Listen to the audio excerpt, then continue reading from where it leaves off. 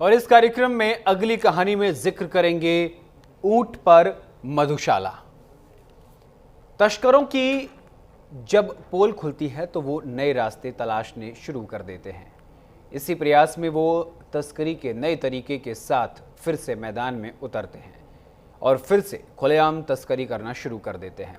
जिस तरह से शराब तस्करों ने पुलिस की आंखों में धूल झोंकने के लिए नया तरीका ढूंढा, उसे देखकर खुद पुलिस भी हैरान है। आप भी देखिए आखिर हरियाणा से दिल्ली में शराब की तस्करी के लिए तस्करों ने क्या नया तरीका इजाद किया है। रेगिस्तान का जहाज, तस्करों के आया काम। दिल्ली में ऊंट से शराब तस्करी, मची खलबली। तस्करी का पर्दाफाश किया, तस्करों में हंगामा मचा। जंगल का रास्ता पकड़ा, सबूत के साथ पकड़ा। हरियाणा से राजधानी दिल्ली में शराब तस्करी के इस नए तरीके ने सभी का सिर चकरा दिया है। इस तरीके को देखकर खुद पुलिस वाले भी हैरान हैं। ऐसा इसीलिए कि तेज तर्रार पुलिस वालों ने कभी शायद सपने में भी ना सोचा होगा कि तस्कर शराब की तस्करी के लिए रेगिस्तान के जहाज का इस्तेमाल करेंगे। पुलिस वाले सड़कों पर तस्करों को पकड़ने के लिए पूरा इंतजाम कर बैठे थे। उन्हें लगा था कि शराब की तस्करी इन्हीं रास्तों से होगी, लेकिन वो ये नहीं जानते थे कि तस्कर समय के साथ अपडेट हो रहे हैं। वो पुलिस से 2 कदम आगे की सोच रखते हैं। दिल्ली की साउथ एक्स डिस्ट्रिक्ट पुलिस ने एक ऐसे गैंग का पर्दाफाश किया है जिसे सुनने के बाद आप भी चौंक जाएंगे। जी हाँ, एक गैंग ऐसा आया है दिल्ली के अंदर जो कि ऊंट के माध्यम से दिल्ली में प्रतिबंधित शराब को तस्करी करता है।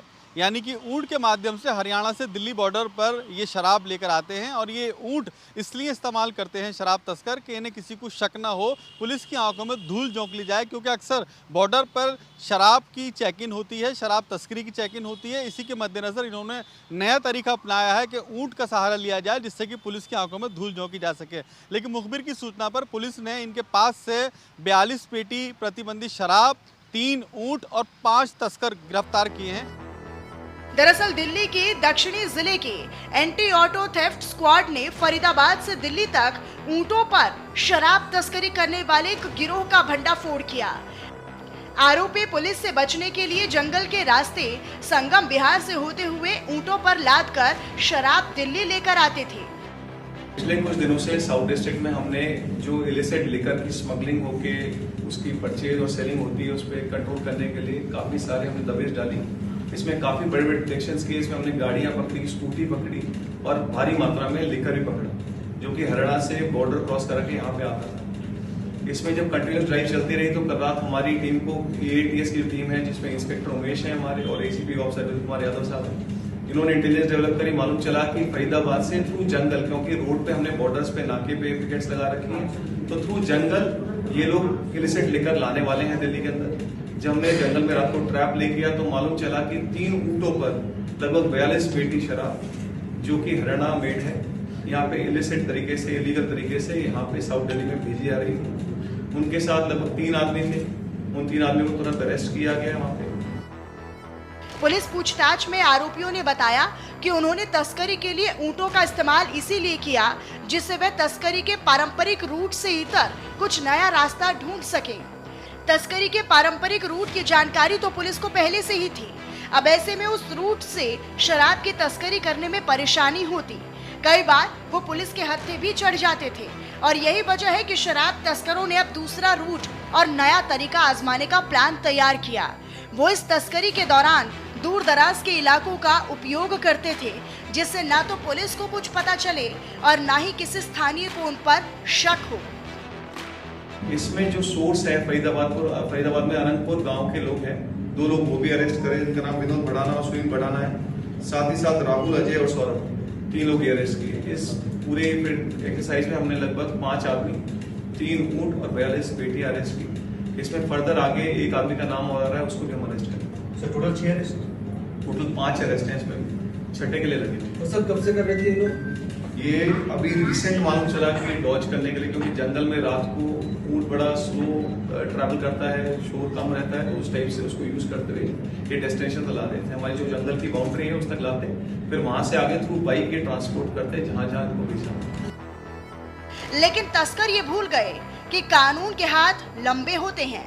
जब वो किसी अपराधी पर शिकंजा कसने के ठान लेते हैं तो उनसे अपराधियों का बच पाना लगभग नामुमकिन हो जाता है। फिलहाल पुलिस ने जिस तरह के शराब तस्करों का पर्दाफाश किया है वो काबिले तारीफ है। इससे एक बात और पक्की हो गई है कि दिल्ली में शराब तस्करी करना खतरे से खाली नहीं है। वो चाहे कितने ही शातिर तरीके क्यों ना आजमा ले, उन पर कानून का शिकंजा कसना तो तय है। पुलिस के मुताबिक उन्हें जंगल के रास्ते शराब तस्करी की जानकारी मिली थी, जिसके आधार पर टीम ने जाल बिछाया और जब तस्कर दिल्ली की ओर बढ़ रहे थे तभी उन्हें रंगे हाथों गिरफ्तार किया गया। पुलिस अब ये भी पता लगाने की कोशिश में है कि इस गिरोह का नेटवर्क कितना बड़ा है और इसके पीछे और कौन लोग जुड़े हुए हैं। दिल्ली पुलिस की इस कार्रवाई से शराब तस्करों में भी हड़कंप मच गया है। फिलहाल आरोपियों के खिलाफ केस दर्ज कर कार्रवाई की जा रही है। अब ऐसे में देखने वाली अहम बात ये होगी कि इसके बाद तस्कर शराब की तस्करी का कौन सा नया तरीका तलाशते हैं।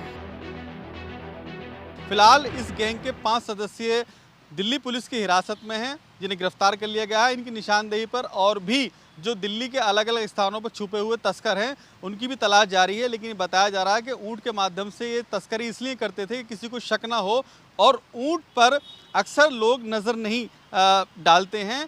पुलिस वाले अक्सर इनसे दूर रहते हैं कि ऊँट पे शायद कहीं कोई ऐसी नज़ीर हो कि कोई शराब तस्करी हुई हो दिल्ली के अंदर। तो इसी के मद्देनज़र बड़ी उपलब्धि मानी जा रही है। दिल्ली के डीसीपी साउथ एक्स अंकित चौहान ने विस्तार से इसकी बाकायदा जानकारी दी है और ये भी कहा है कि इनके पास से फिलहाल लाखों रुपए की शराब बरामद हुई है और इनकी निशानदेही पर लाखों रुपए की शराब अभी और भी बरामद होनी बाकी है। अब देखने वाली बात ये होगी जिस तरह से दावे किए जा रहे हैं दिल्ली पुलिस की तरफ से, इस गैंग के बाकी सदस्य गिरफ्तार हो पाते हैं या नहीं। कैमरामैन भूषण के साथ अली शरर, न्यूज़ इंडिया, दिल्ली।